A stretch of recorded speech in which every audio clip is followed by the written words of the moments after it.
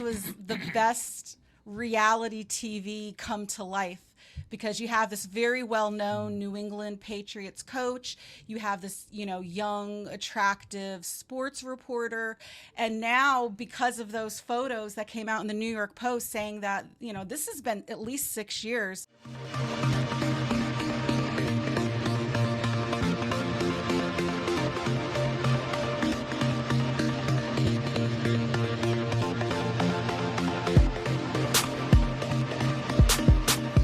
Into another great week, another great conversation here on Cousins Conversations. Big guests this week, James Patrick and Florence Carmela from the Forum Media Network. How are you doing today? We're Great. doing great. Thanks for Appreciate you having us guys. on. Oh, yeah, for sure. Yeah. Like I said, big guest, and there's been some juicy stories going on, especially this Mike Vrabel-Dianna Russini scandal, I guess we're going to call it. I mean, this has gone from just pictures at a resort in Sedona to now counseling for Mike Vrabel, a job loss for Dianna Russini, and photos that keep just surfacing and never letting the story die from now 6 years ago, now different locations like a casino, Mississippi, a New York City. Like, how did you all digest this as it was coming out? Well, it was I, I I've been around in sports, coaching, playing, and then also reporting. And and as you know, there's a lot of stuff that goes on behind the scenes that just isn't talked about. And I wasn't surprised, but then when the pictures of the 6 years ago came up, then you find out one of her sons' is name's Mike. Yeah, Then you find out it might not be her and her husband's. Now you're talking about what in the world is going on. So that's when I think TMZ started saying, hey, this is a pretty good story. Let's go for it. how does something like this just keep unraveling, and more things come out and it just starts creating its own narrative? I think the problem, and then I'll let No, Florence it's talk about it. This was known by a ton of people. Does anyone think that this wasn't known, or this never happens, or they're the only two that did this? It's just kind of a written law. You protect the shield, you protect what happens in Vegas stays in Vegas mentality. And that's exactly what happened. And then when it starts coming out, everybody says, okay, well, I heard. It's like Bill Cosby. Bill Cosby came out, and then all of a sudden, thousands of people had stories. Well, why didn't you bring those stories when it was coming up? Well, we didn't want to hurt our career. So that's kind of the vibe.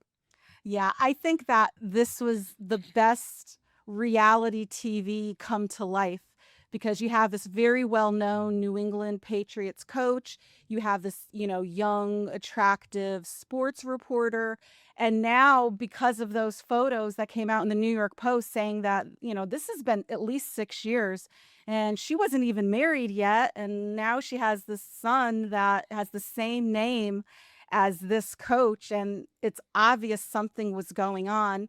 Not saying that the boy is his, just saying that this is what people are talking about. Obviously, nobody knows for sure, but it's very salacious. And I think TMZ in the beginning, like everyone else, was just reporting that there was some type of relationship going on.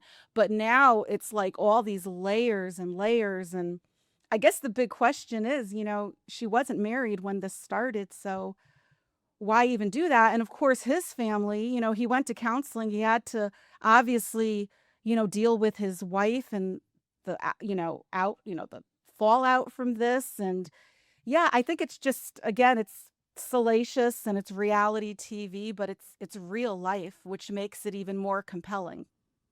Then you see also like they're pulling clips from shows she's been on. She's talking about her husband being average and he's not cool. He's not cooler. I forget what the exact quote was, but so that makes you think about things even more here now. Yeah. And there was also, at the time when she had her son Michael, he was 4 days old, and she puts out, supposedly this is real, it's not AI, a tweet on, at the time it was Twitter, saying she's looking into the eyes of her beautiful 4 day old son Michael. And let's talk about all the great sports, figures in the world who are named Michael. Like, is that what you think about when you look at your newborn baby? into his eyes, you think, what are all the great players in the world, great sports figures named Michael? I almost felt after I saw that, like that was her way of putting out a message to Mike Vrabel. And again, I don't know for sure. I'm just sort of speculating what other people were saying. But after having a baby, that's what you put on Twitter. Like it was just so, the whole thing is just a little crazy to me. And then you have other journalists calling out the Oh, situation. It was Crissy Froyd from, I forget what exactly her company was, but she was laid off for her comments saying that she knew about things that Dianna Russini was doing, but yet she had her own thing going on with, I think, a couple of different NFL players and got one of them kicked off the team as well. So just things just keep unraveling in this thing.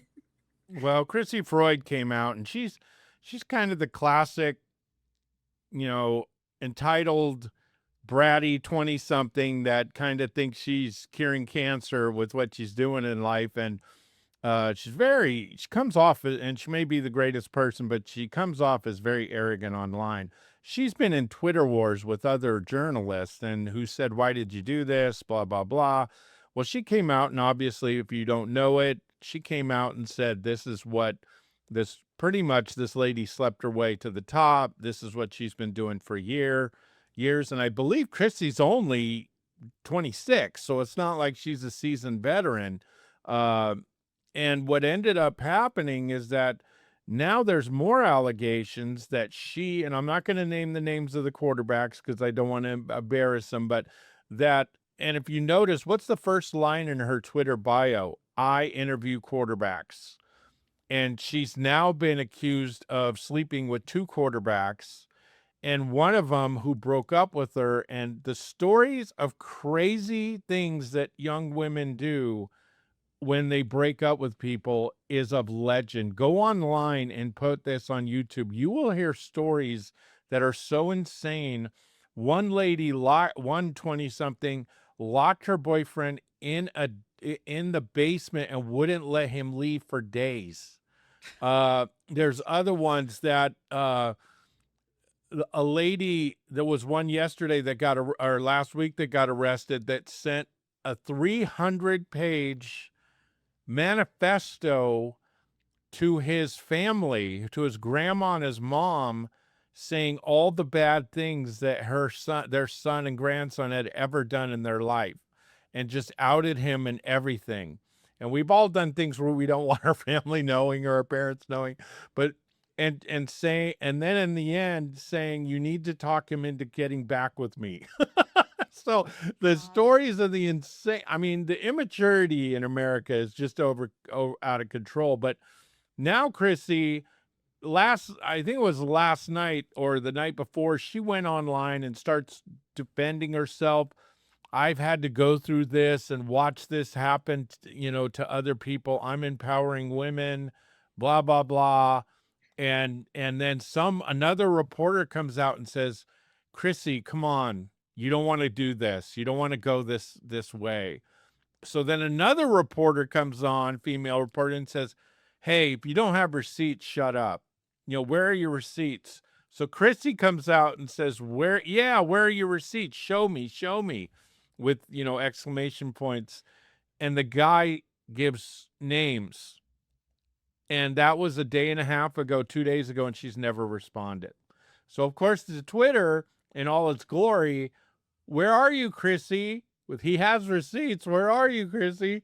So it's almost like in our adulthood, we've now gone back to high school. You have 20, 30, 40, 50-year-olds acting like teenagers. And it's so irresponsible. Stanford University did a study on Tinder in 2023. 65% of people that were active on Tinder were married, engaged, or in long-term relationships. That's so sad. They now believe it's up to over 70%. So Tinder is a way for people to be able to cheat. And what's happening is that they'll cheat, and some of the people will out them. There's videos all over of YouTube of people getting caught on Tinder with these hardworking men or women, and then all of a sudden they look. And I don't know what happened to women. It's really, when I was back in the day, women were by far the better sex. They did, they didn't cheat all the time. They didn't do it. Now it's like they're worse than the guys. It's scary. It is crazy because we're in a social media world. Yeah. And if you're famous, well known in any way, shape, or form, to even do anything publicly, you'd think people would know by now. You're gonna get caught. It's gonna come out, especially if you've made enemies and people know a lot of things about you because you're not hiding it. I mean, obviously, this relationship between Russini and Vrabel's been going on for a while, and people are aware of it. So again, why you would take the chance, especially you're both married, you have children, you have families. Why would you do that? It just, because I don't think for either one, this is the first time. Maybe it's the longest relationship, but I don't think it's the first. And look at the CEO and his worker, the head of personnel that went to the concert. Oh, yeah. And they're cheating and they get caught on national media. Coldplay. They're now blaming their spouses or their friends or their work people. They ended up getting fired. One blamed her husband, and then it ended up being that her husband was cheating too. So it's like there's no conscience. I remember lying to my mom one time. I'm the worst liar because I will just start getting red. I will start getting nervous. I'll start sweating. It's just, I'm the worst. So I just don't say nothing because I don't want to lie. But nowadays you have people in politics, they will insult your intelligence by just flat out lying. Remember when the first allegations came up, Russini was very aggressive at saying they were all false. They were untrue. And this is kind of the dichotomy that has occurred with sports. Look at a Thursday night game at ESPN or a Thursday night game. It's not just ESPN, everywhere. After they do the interviews, what do the reporters do? They hug the players. Hug them. Yeah. How in the world can you be objective when you are friends with these people? Some are dating, or hooking up, whatever. Let's be real. That's why people are mad at Chris Collinsworth. They're mad at all these people because they rarely say anything bad about the stars. It's the secondary players. I remember one pass where Josh Allen threw a horrible pass. Barely touched the fingers of the wide receiver. I'm not going to say CC who said it, but he said, if it touches your fingers, you have to catch it. Great pass by Josh. I'm like, what are you talking about? It was a bad pass, but he's the star. He's their friend. They know him. We know you now, Nick. If someone asked me to say something bad about you, I couldn't because I like you. So I'm not going to say anything bad. So, and you better do the same to us too. But the thing is, that's how it is. Remember, Howard Cosell warned of this. He called it the jockocracy. He said, eventually jocks are going to run the media. And when they run the media, they're unprofessional.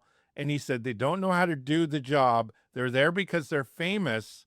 And they also will be very lax on telling it like it is, which was his motto, tell it like it is. And you notice how that has occurred. If you're a pretty young reporter and you are hanging around a bunch of testosterone-driven athletes, what could happen? What could go wrong? It's just, there's too much nonsense going on.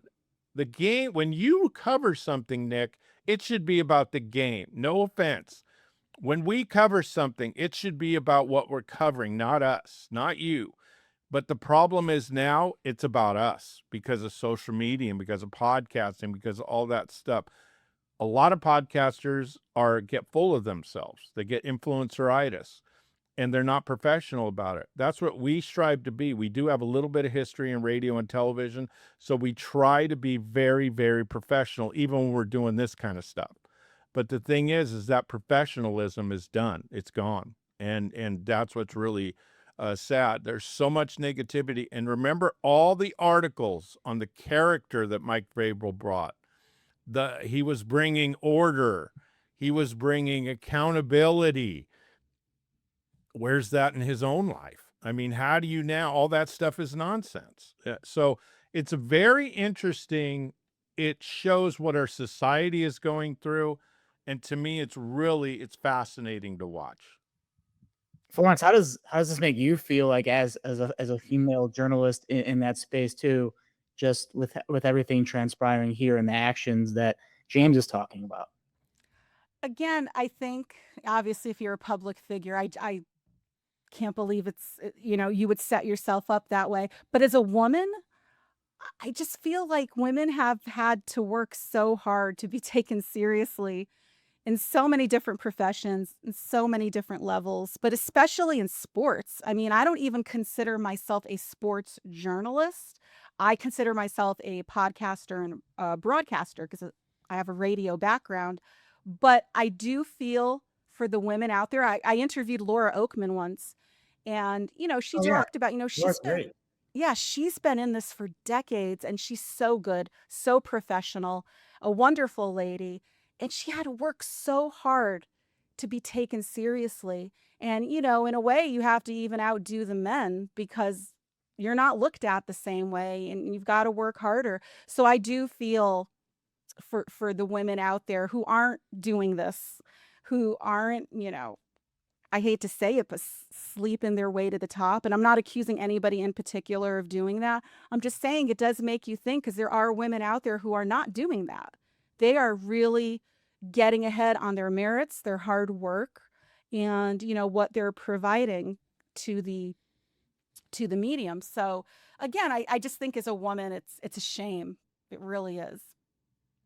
What can we do to change this, or is there a way to change this? Because, like James is saying, athletes are becoming media, and it's becoming 10 times. I mean, we saw how much money Fox Sports is paying Tom Brady to be an analyst, Yeah. and he can also be an owner of a team as well, which is we never seen that happen. So, how do we change this, or is this ever going to change? I'll let James answer that. The toothpaste is out of the toothpaste container. Once you take out the toothpaste, you can't put it back in. It's not going to change. You look, there's a great meme that's going viral right now, and it has this woman that is hot. She's wearing clothes 2 sizes too small. She's got big chest, she's beautiful. And she has a picture of a stick figure of a piece of caca, if you want to say.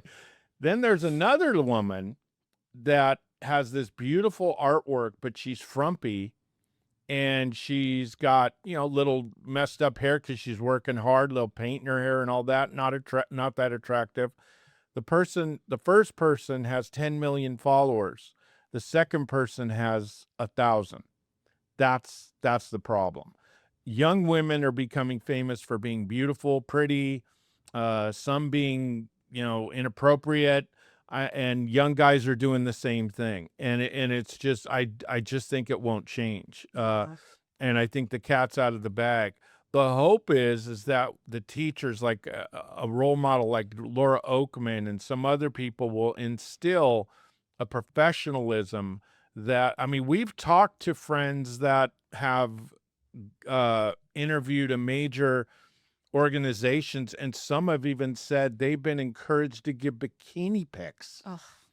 Bikini pics to be a reporter. And it's almost like it's a Miss America pageant. Yeah. Like they're looking at them for their beauty. I mean, think about it. Look at all the women who are sports broadcasters on television. I mean, they're all gorgeous. They're beautiful, and not taking anything away from them because they're great reporters and they're great sports journalists and they know their stuff. But again, they're all so gorgeous that you almost maybe, I mean, not me personally, but I know there are people out there in media who maybe don't take them as seriously because they are so beautiful. But we are also living in an Instagram world, and like James said, they're asking women for bikini pics to get a job in sports. I don't know. I just think it's really sad for the ones who really worked hard and worked their way up. Look at all the junk Doris Burke went through, and she's one of my favorite. She's a freaking awesome announcer, and there's so many of them. Cheryl Miller, who I loved, and I still think is the greatest basketball player that ever lived for females. Just an absolute icon. And look at all the nonsense they had to go through because they weren't supermodel looks. They weren't, there was a lot of, and I've seen it. I've been on Twitter a long time, and I saw the nasty comments that so many men, we're not talking one or two or three, we're talking dozens to hundreds of just nasty comments because they weren't overly beautiful. And, they're beautiful in their own way. And that's the problem, is that when you have such shallowness, look at athletes when they do something, they'll get charged with something. Oh, they didn't do it. They got framed. That person wants money out of them. Or a woman charges them with something. Oh, she's a hoe, or she's out all the time, and she's not a good person. She's a gold digger. They never blame the athlete. They always blame the other person. You see it in politics. You see it in sports. It's this like celebrity worship. Yeah, it's like this. We become fanboys, where if we like someone, or we belong to a political party, or if we like a certain person, that person is above the law. They could do whatever they want, and that is the issue. The fans also, we shouldn't cancel people for certain things. Everyone deserves a second chance. If Mike Vrabel comes back and says, I've done this with my wife, we've talked it over, I'm going to work on things, I'm going to get, God bless. It's not my family. And I don't know Mike Vrabel. He doesn't really mean anything to me. So I hope he works it out for his kids and his family. Yeah. And everyone deserves second, even third chance. But what I don't like is when you really aren't accountable because of what you did. You're accountable because of you got caught. And that's the thing. Do you have a conscience about it, or do you not? This nonsense that I have no regrets. Well, I have a million regrets. I've hurt people. I've done things to people that didn't work out. I feel horrible. I don't want to hurt anybody. But you have this mentality that I have no regrets. It was meant to be. If I hurt someone, if I cheated, oh well, that I have no regrets. That's nonsense. But that's the mentality we're up against, and that's why people don't have a conscience. We have to go back to teaching young reporters and young athletes. Be professional. There's a wall. Be professional. This isn't Tinder. Be professional. So, and then once that happens, because again, remember, these reporters who were with, and it's not just them, the players to me are worse. That's just ridiculous what they did, but it's been going on for years. But the thing is that you want the honesty. And remember, they did several articles on them. How in the world can you trust an article on someone that you think's objective that's sleeping with them? Give me a break. That's horrible. Because now we know all that they said was kind of junk. Yeah. Again, I feel so bad for the families, for the spouses, and obviously the children that are involved. And it just, again, why would you take a chance in the day of social media, where social media rules and everyone has a phone, everyone's taking video, everyone's seeing everything you're doing, and you're public figures. Like James said, no conscience, I guess. How do you find stories like these? I mean, not just like the Vrabel and Russini situation, but just stories like this where, these photographs come out and then people are, chasing more and more of the story. How do you look at that as two people who cover stories like this for your careers, and how these things evolve and what you look for? I think you look for, one, if we do a story about a dog that was trapped in the water and no one, really sees it or cares, it's hard to do a story on that. But if you do one on a dog that got saved, that was a video that went viral, now you look at, wow, is that going to get some sort of, it's kind of like with TMZ. Does this story rate? Is it going to get publicity? That's what podcasters do. Are we going to be able to go viral? When I changed my career, I was going to stop, and then I did a article that got me interviews all over the country, and it didn't go viral. It went bacterial though, but so at least it got some views, and it really took off, and it kind of made me want to go into this again. So I think what's really important is that does it capture the audience? Is it something when we do something, and I'm giving tidbits to people, I think most podcasters do shows because of them. We don't. We do shows because of you, the audience, and because of the people that follow us and the people that watch us. And they know that. I have to be honest with you. This is the last thing that interests me.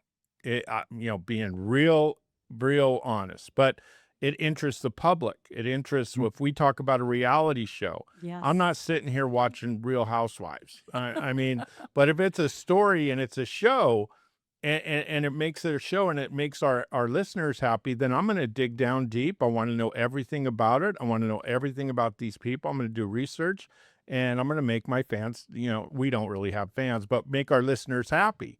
And that's how we kind of view it. It may be different, maybe not what everyone thinks we should do, but that's how we do it. And just to piggyback on what he said, the way that TMZ approached us when they asked us to come on TMZ Live was they had seen our podcast, they had seen our celebrity interviews, and they had seen us talk about celebrities and news stories and trending stories, and basically said, what you're doing on your show, on your podcast, why don't you come do on TV? Come do it for TMZ. We'll give you guys the topics and the celebrities, the stories of the day, and you guys can come on and talk about it. And James had mentioned, reality TV and the hot story for the day. When we were covering The Bachelorette, the recent scandal that they had, the ABC network was in our live. They were watching us talk about their show. So again, like James said, if it's a puppy that's being rescued in the water, if it doesn't go viral, sure, you can talk about it, but is anybody going to be interested? I personally would be interested in that because I love dogs, I love animals, and I love a good story like that. But we're covering The Bachelorette and we have ABC watching us. We're covering, Britney Spears, Taylor Swift, the celebrity of the day, and TMZ comes knocking on our door. So you got to kind of look at it that way too, is that, what goes viral, what gets people talking, what gets eyes on you is basically going to be the story that could make or break your career. How did you start building this brand to where it is now? Because you've mentioned you've talked to a lot of celebrities, you've been on TMZ. I saw ESPN as well for a couple of things. So how have you grown this thing to where it's at now? A lot of hard work, a lot of consistency. We practically work every day. We've done stuff remotely. We were in California for a month a couple years ago, and we had just done a ton of work there. We both, like I said, we have a radio background. I worked for Cumulus Media, so I did a lot of live radio broadcasting events. James has a lot of experience in sports radio with ESPN and CBS Sports.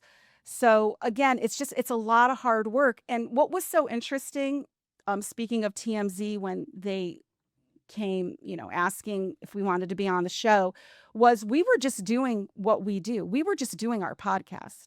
We were just doing, I don't want to say our job, but we were just working, and we were doing interviews and writing articles. But that podcast really was the next step for us to get noticed.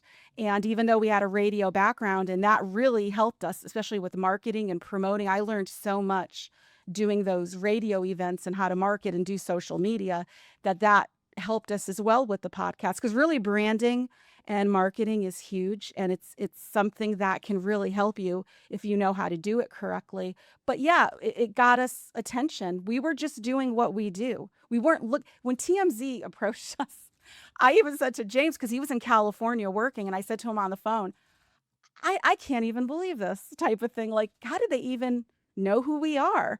And it turned out it was because we are covering celebrities and we were talking about them and interviewing them. We've had some pretty big interviews. And at the time, we were interviewing a lot. And it got their attention. So again, if you're working really hard and you're persistent and consistent and putting out great content, again, do it because you love it, not to get noticed. But at the end of the day, sometimes you do get noticed, and we did. How this dynamic duo of you two come together and create this? Well, we met online, actually on Twitter, which is crazy because that's not usually where couples meet. But we did meet online, and again, our hobby, or I don't know if you, at the time, because I worked in education, he worked in medicine. So for me, radio was just always something I wanted to do. And he was doing some sports radio. He was doing, appearances on there. And I was working for Cumulus on the weekends because I wanted to see if I could transition. I was so burnt out from working in education. I worked in special education, and there's a very high burnout rate there. And I just always loved radio, and I always had this dream to be on radio. And long story short, he and I had that in common, and he was sort of transitioning out of the medical field, and I was transitioning out of education. And it was his idea because I had a website and I would interview celebrities. I sort of got the bug from working at the radio station, and I started putting it on my website. I started writing articles and putting the interviews on the website. And it was his idea to do the forum and said, let's bring your website to life. I want to create a podcast that we can actually do these interviews on the podcast rather than do articles and, put it on your website. So really it was his baby. He came up with the network. He came up with the podcast. He came up with the idea, let's do celebrity interviews. First we did audio. Then once we did TMZ and we were on television, we were like, we better, go on to video. We better advance to video because at this point, everybody now sees us and knows what we look like and who we are. So we might as well go to the next level. But really, James started this whole thing. He really did start this for us.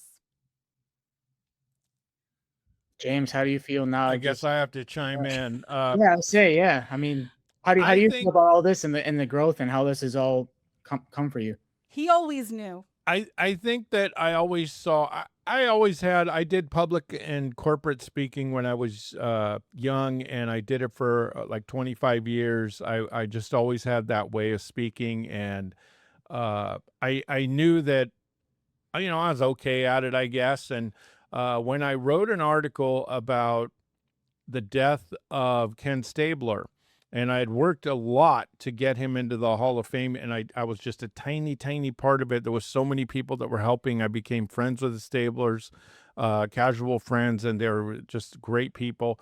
And when he passed away, I wrote an article that said, and it was about the only time I've ever cried for an athlete. Our family was Raider fans since way before I was born in 1960, when my dad was a kid. We were friends with some of the Raiders. We were just very close. And when he passed, I don't know what it was. It just really bothered me. So I wrote an article about it, and it went viral. I couldn't believe it. University of Alabama, ESPN calls me. ABC News, CBS. I was doing interviews all over, and that was my last article. I was never going to write again because I hated all the nastiness. I was writing for politics as well at the time, and I hated all the nastiness and the venom that I saw online, and just the craziness that people were, all the trolls, and I didn't want to do it anymore. So I said, I'm going to go out with a bang. Well, that just blew up. So then I started doing others. I did a 25-minute interview on ESPN. I mean, I couldn't believe it. Who gets 25 minutes, Wow. So I couldn't believe it. We talked about the Raider fans and the special relationship we had with Ken Stabler, and it was amazing, and that kind of launched all this. But when I saw Florence, I thought, okay, well, we could do this. What do people want to talk about? Celebrities. What do people love? Also, sports. People love everyday things. So that's what we did. I wanted to bring, kind of like we're in a pub or we're in someone's living room, and let's just talk. We're not influencers. We're not celebrities. We're not big deals. We're just regular people that wanted to talk. And that's, I think, what has kind of sparked people as they realize that I relate to those guys. I think they're just regular good, okay people, and I'm with them. So we're getting, and it's funny when you watch our lives, you're getting ABC News, Jeopardy. What Yes, is Celebrity Jeopardy was watching Celebrity us one night. Jeopardy?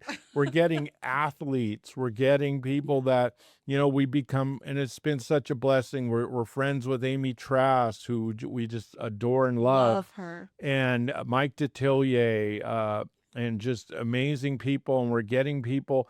And what's funny is Florence was bugging me. We got to get people. We got to contact people. We got to get. I said, nope. When people start contacting us, when brands start contacting us, that means we've made it.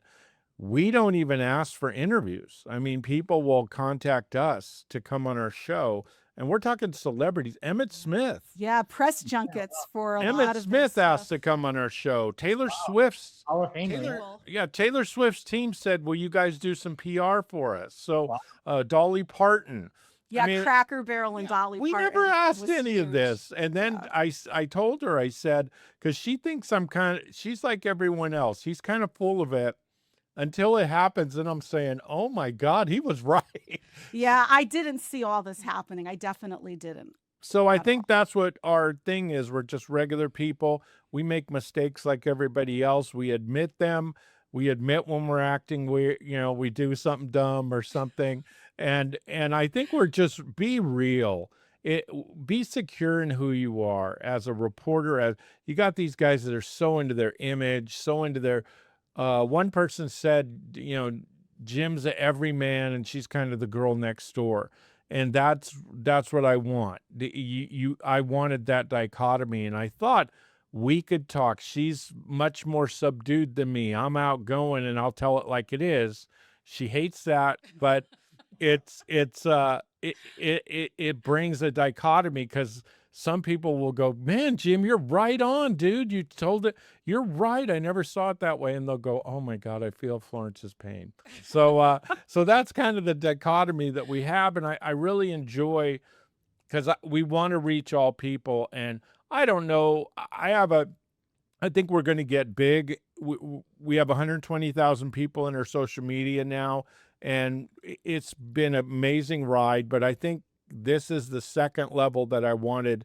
Now we got to get to the third level. And then when we get to the fourth level, I'm going to get off the internet, pay someone to do all this stuff, and we're going to live happily ever after, touring the world, hopefully. So, so that's kind of my goal. And that's kind of the thing that I got. 19 people, I counted them, I wrote them down, I have their names, were podcasting with me up to 7 years ago. All of them said I didn't know what I was doing. They said I was stupid. I couldn't do this. And all of them, 19 of them, are no longer podcasting. And we're doing better than ever. So stick to your guns. If you have a dream, if you have something that you're doing, I don't care if you've lost your job. There's a lot of people in media that have lost their jobs. I tell them, do it on your own. Is it scary? Yeah. Is it time consuming? Yeah, you're going to have to work your butt off. There's a lot of people that are now saying, man, I like this. You don't have to answer to anybody. You don't have to worry about what you say all the time. And it's just a fun outlet. Because if I was on a network or if an NFL was, I would never say half the stuff I say because I get fired. So, but in this forum, I realized that we could be real and kind of be the voice of people that don't necessarily podcast, don't necessarily talk on the internet. And that's what our dream always was, to be kind of that voice where people could listen and say, man, I really like these guys. They're good people. They're people I'd like to have a glass of wine with. And they're fun. And I'm telling you, it's been a magical ride so far. And we're amazed at all the stuff we've done.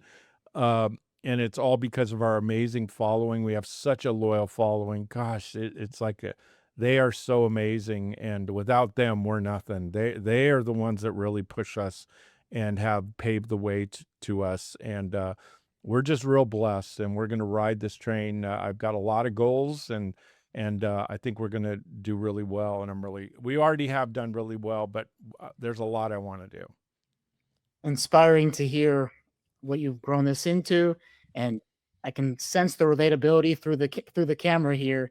How great you guys are, and just great with conversation and great people as well. For people who haven't followed you or don't know where to follow you, where can they see all your work and the Forum Media Network and everything? The Forum Media Network is on YouTube, so you can find us there. Give us a subscribe, like, listen to our interviews, check out our lives because we do live stream. They're on X, but they're also on YouTube. I'm at Florence Carmela on Twitter, and he's at Real James Pat on Twitter and Instagram as well. You can find us on Instagram as well. And please, like, if you do have something you want to talk about, we have a lot of people that ask us questions or want help with things. If you're a young podcaster, a young writer, or if you want something, our inbox is now filled with high school superstar football players, wanting support. We'll support you. We're not, stuck up. We're not going to say, man, I'm too big for these guys. We don't big time people, but also remember, we like our stuff shared too. So you want to get in our good side, retweet and reshare, and we will do the same. But that's the thing, is we want our stuff shared too. I get people will give me lists of things they're Can you to retweet do, this? and I don't even know who they are. So come with tact, and we're all good. But Real James Pat, and also please follow us and subscribe to our YouTube. We're getting more and more followers. We have two videos that are over 70,000. One's approaching 80,000. So some of them go bigs, not all do, but we're really excited about our content. We talked about Diddy. We talked about Go to Our Past. We have Steve Sharippa. We did an interview with Mick Foley, the famous wrestler from WWE. Emmett Smith. William H. Macy. We've done Billy really Baldwin. Yeah. Oh, just tons of stuff. A lot of press junkets for a lot of movies. So there's a lot of movie stars that we've interviewed. So please follow us and check out our past stuff, but please subscribe. It really helps our channel. And also, big thing is share our work, and we'll be more than happy to share yours as well. I'm just getting starting this as well, a couple months in. So appreciate you both coming on and hanging out with me here in Cousins Conversations. And make sure, as James is saying, for their channel, make sure you hit that subscribe button here on my channel as well. I think that's where Florence found me, because I was doing videos on this Mike Vrabel-Dianna Russini situation, and here we are now together talking about it. So appreciate you both coming on. Well, thank you, Nick. Thank And you're going to do really great. I know you got the work ethic, and you got this, the great smile and the great thing going on for you. And I think it's going to be a good, happy ending for you. And again, all of you that are struggling, it's just, I always say, the pressure is an opportunity. It's not something, a barrier. It's an opportunity. So take it, work your butt off, be consistent, respect your audience, and everyone will do great. That was great stuff from James. Great advice for everybody out there listening. Thank you again. And Florence and James, have a great day. You too. You too. Thank you, Take Nick. care, everyone. Bye-bye. Bye-bye.